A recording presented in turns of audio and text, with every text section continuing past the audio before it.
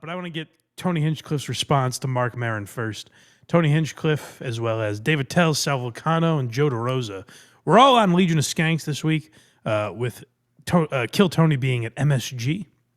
Another big, I think that's going to be the Netflix episode, I believe. The next Netflix Kill Tony will be that episode they shot at Madison Square Garden. Lewis brings up Marc Maron. This is a topic we talked about. Jeff Dye responding to Maron on Legion of Skanks a couple weeks ago. And so you can tell it's a topic that Lewis is interested in, because when he has these guys on, he makes sure to bring it up. So this is Tony's response, finally, to Marc Maron's thoughts on the Austin comedy scene. Well, Tony, what's going on? Do you not like Marc Maron? Does he not like you? What was that? What was that all about? Whoa, just dropping a big one there.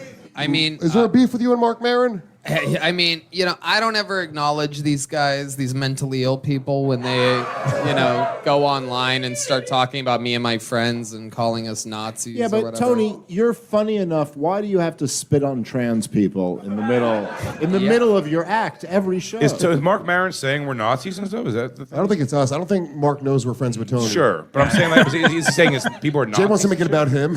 Yeah, I like the Jay. He's like, is Mark saying that we're all really successful guys that don't deserve it? And Lewis is like, well, no. It's just Tony, I think. Maybe Dave could be lumped into that. I have no comment on that, man. You got to get over it, man. Jay did nothing wrong to you. You got duped by some guy. It's not Jay's fault. Get past it. Where's the fingernail? Big gay old Christian. Well, he finds out you guys are at 900 episodes. He's going to do a new special. Yeah, exactly. He's not going to be happy about that. No. So what's his beef with you? I mean, look, man, the couple guys out of LA that now, are at the Comedy Store that have talked shit when they have, their once every 3 or 4 years special that they do when they come out like a groundhog and do something that people might see. Ooh. Kind of a weak opening response from Tony. That's kind of the model they should be doing, only a special every 3 or 4 years. He shouldn't just shit out content because the clock is hit zero. Like, not a great start, but he'll get there. We'll see if he can come up with something better than that. Their new thing is like suck on that, Pauly Shore. I read between the lines.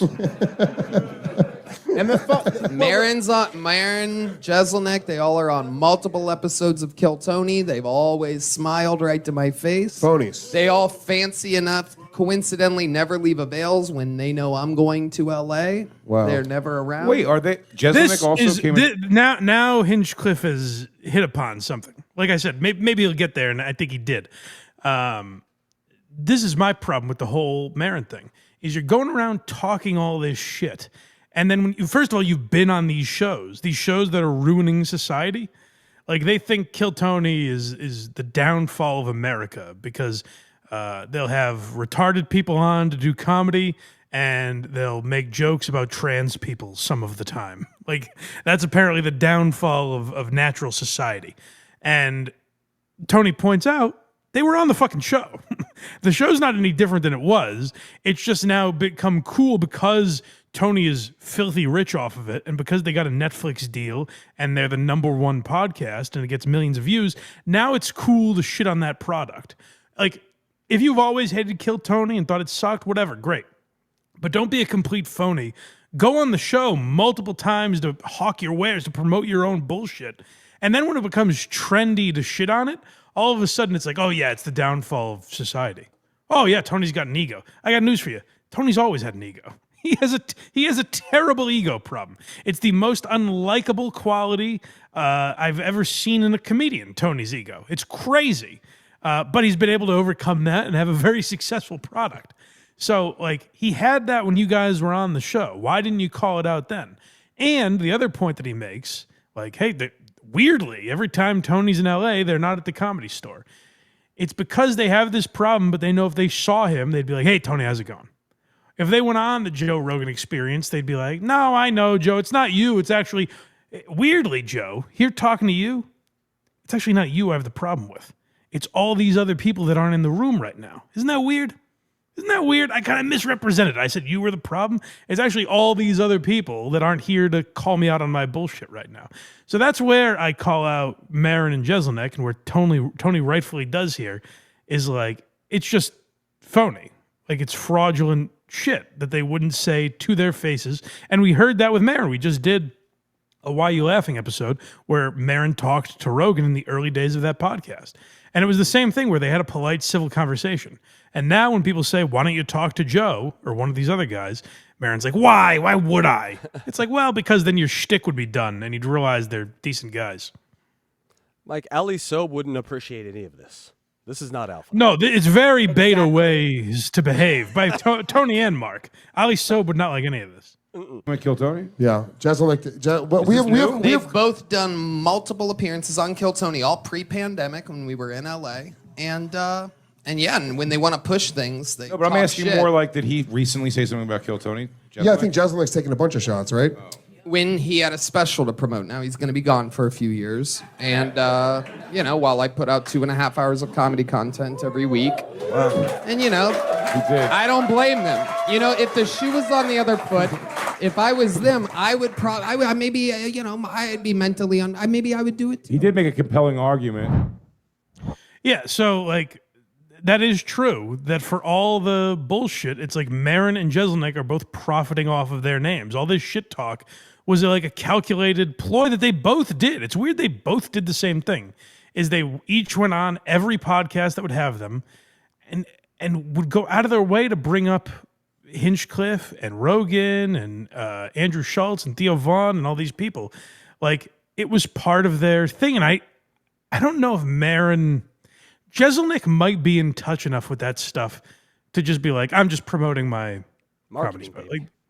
Like Jeselnik might be calculated enough to literally just do it as a marketing thing, where he's like, I don't really give a fuck about any of this.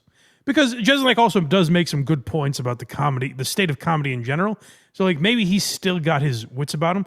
Maron, you can just see it's an unhinged, bitter tirade. Like we played the clip with him and Howie Mandel the other day, where he can't even stomach bringing up Joe Rogan's name.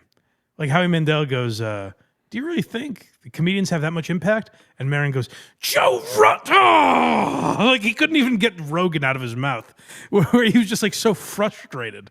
And so Maron is like this unhinged, bitter guy, whereas Jeselnik might be a little more calculated in what he's doing. But Tony's right. Is like, was the show that different 5 years ago when Maron and Jeselnik were on? Was it so totally different that now they can stick their nose up at it and have this higher ground to stand on? I don't think so. Like if you go back and watch old episodes, you could say, oh, it was better back then. There wasn't as much pomp and circumstance around it. It was a little more raw. But like the show as a concept, was it so different then? And why didn't you have a problem then? Why didn't Marc Maron, this pioneer of righteousness in comedy, this enlightened voice that should be the way that all other comedians follow, when he was on Kill Tony, why wasn't he like, hey, this is wrong what you're doing here? And it'll eventually lead to the downfall of society.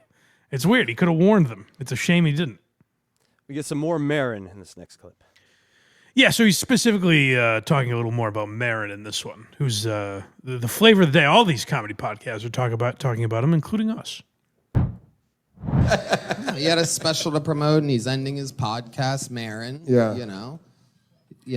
He's ending it because literally no one's listening to it. Wow. I mean, I don't know if you look at the charts at all. No, it's a thing. No one listens to it. I just don't get being worked up about the stuff ever to be like this, to go like publicly be like, this scene sucks. Like, Yeah, give and a he shit also about calls it. everybody a hack, and then he talks about Trump for 3/4 of his special, calling him Bad Orange Man, and then talks about his sad cats like he has for 45 years. So That's what it. bothers me the most. As the mayor of Hacktown, which I call myself at home, yeah. This loosely throwing the H word around, I don't like it. All right? You got to earn your bones as a hack. All right? Too Up, willy-nilly. Chuck. Get him up there. Let's see it. I thought the person who handled it very well with Maron's, because he's going on kind of the tour of like everything in podcasting and comedy sucks. What's his name? Howie Mandel, of all people. I thought it was good. Because Howie Mandel was like, he's basically giving him like you're just old. And you're supposed to kind of feel this way, but like, everything's fine. He went after Howie Mandel after that a little bit. No, Did he really? He did an interview after that, and they brought up the Mandel thing, and he kind of trashed Howie. What happened with Howie? Can you show us that? Isn't it a weird position to be in? To be like, listen, man, I'm terrified of microscopic germs, and you're being a bit much. Yeah, Howie Mandel did do a great job, and I haven't heard that. I didn't know. I couldn't find the interview DeRosa was talking about. I don't know if that's true or not.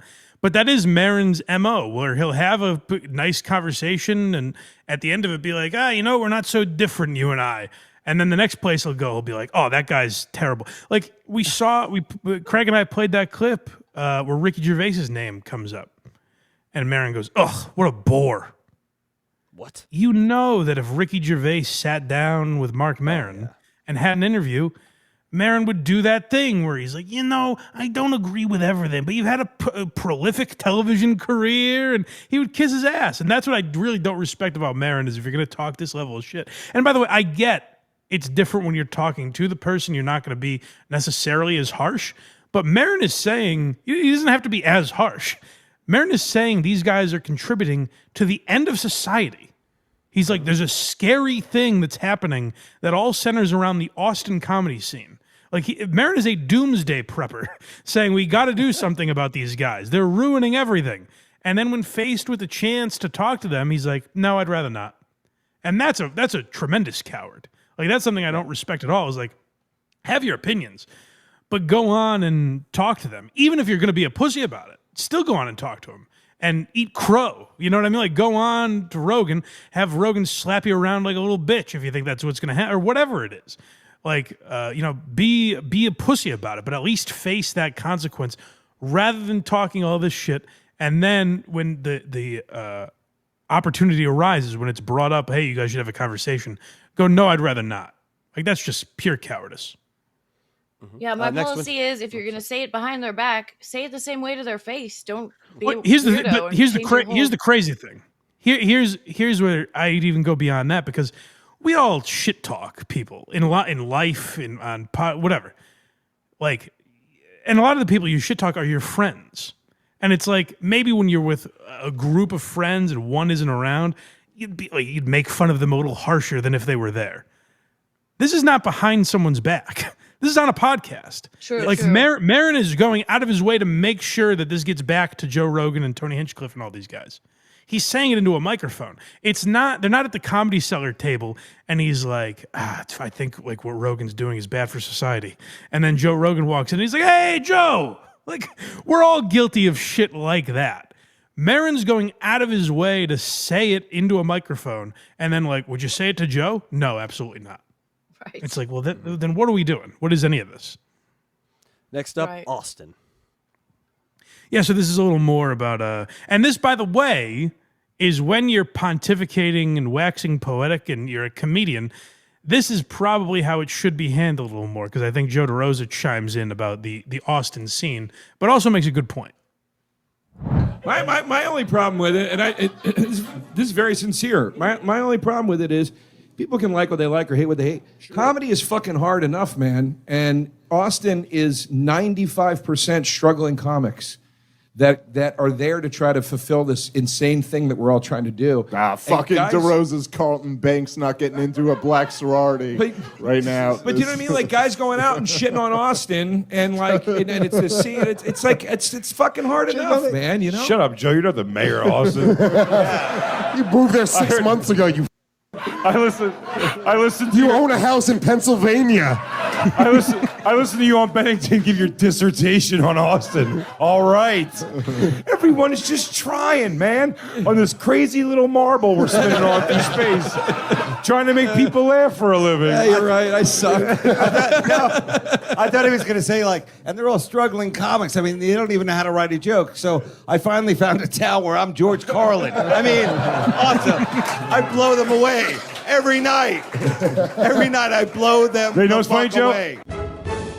So, like, the reason I wanted to include that clip is, like, first of all, I think Joe makes a good point about Austin, where it is, like, if you watch that show, there's people that bomb just as hard on Kill Tony. And I have my thoughts about whether or not Kill Tony is good for comedy. Ultimately, I think it can be detrimental to young stand-ups like Cam Patterson, people that get exposed too quickly.